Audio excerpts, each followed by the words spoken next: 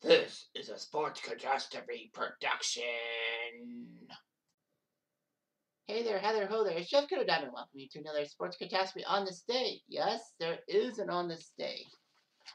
I know a lot of people are thinking, lack of on this days, Jeff. Why? Well, the rule is the past few years, like, if I don't have a set event for a certain date, then I just don't do it. Regardless, this is the thing for March 18th, 1945. And this is a big one because Montreal beat the Boston Bruins 4-2 at the Boston Garden to go to 38-8-4, a very good team, in fact. And the Boston Bruins dropped to 16-30-4. You're thinking, that's not important. What the heck are you playing at, Jeff? Well, it's just simple. It's the fact that the Montreal Canadiens may have won the game. But the simple fact is that, there's a lot of things going on here. There wasn't much to discuss.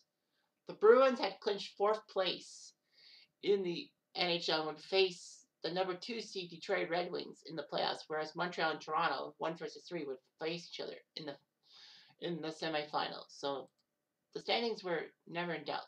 But one record was set in stone. This is the day that Mar18 went in the stratosphere.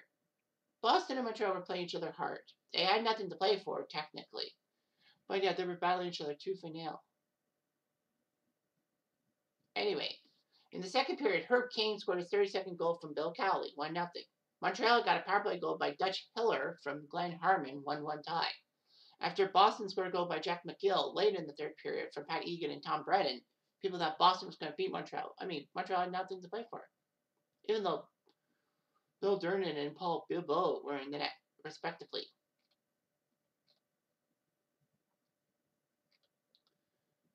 So, anyway, Rocket Richard was coming into the game scoring 49 goals in 49 games.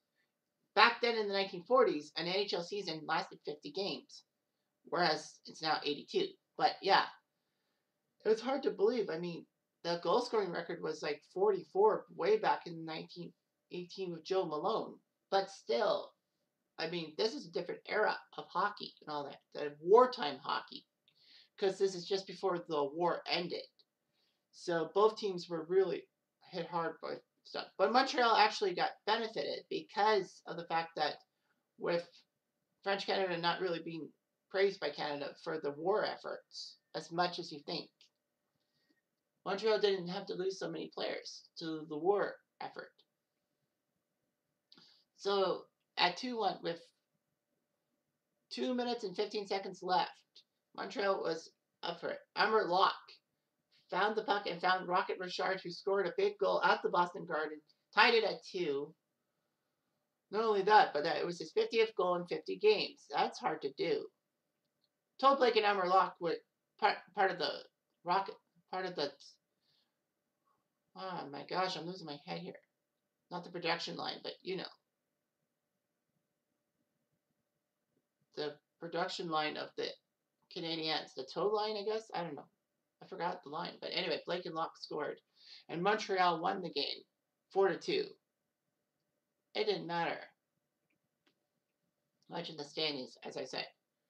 So Montreal's lineup had 13 players, including the goalie Bill Durnan. Had Todd Blake, Butch Bouchard, Murph Chamberlain, Bob Fillion, Ferdinand Grovier, Greg Gidleth, Glenn Harmon, Dutch Hiller, Amber Locke, Leo Lemereau, Buddy O'Connor, and Rocket Richard. Boston countered with placing 15 guys. Well, Harvey Bennett actually came on. Well, Harvey Bennett played a few periods and then left for Bilbo. So anyway, that was huge. But anyway, Boston's skaters were Tom Brennan, Herb Kane, Bill Cowley, Black Jack Crawford, Pat Egan, Marcel Fillion, Armand Goudreau, Jean-Paul Gladue, Murray Henderson, Jack McGill, Gino Rossilli, Jack Shuchuk, Bill Toms. So that was huge. Now, the simple fact is that, during the war in 1945, Boston lost the production, lost the Kraut line. They lost Schmidt, Bauer and Dumart to the war effort. So, Boston was heavily hit hard. But thankfully, they just snuck out over the Rangers and the Blackhawks to get that 4th seed. And it didn't work out. Boston got taken out by the Red Wings in the playoffs. However, the big shock was the Habs didn't win the Stanley Cup in 1945. No. Toronto will shock them in the semifinals, and then Toronto would take on Detroit and almost blow a 3-0 series lead, but win it in Game 7 on Babe Pratt's goal. And Montreal was lamenting it. However, Montreal would win the Cup in 1946. And it was good times for all in Montreal. And Rocket Richard's 50 goals in 50 games would not be surpassed or even touched till 1981 when Mike Bossy did it, with 2 late goals against the Quebec Nordiques in January 1981. And then Gretzky broke that mark in spades, scoring 50 goals in 39 games and having that 5-goal performance against the Flyers on December 30th, 1981. Brett Hull, I know, had done 50 and 50. I think he did it twice. I know he did it in 91, and I did a fitting on that.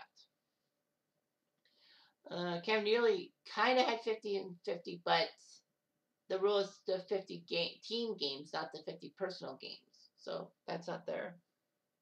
Who else had 50 and 50? I think that's a rare feat that doesn't really go over so well. But anyway, yeah, it doesn't matter though. The Montreal Canadiens had a guy go 50 goals in 50 games, and the goal scoring thing was not even touched till the 1960s. So, Rocket Richard did something great. Yes, he did. Anyway, I'm just having to do.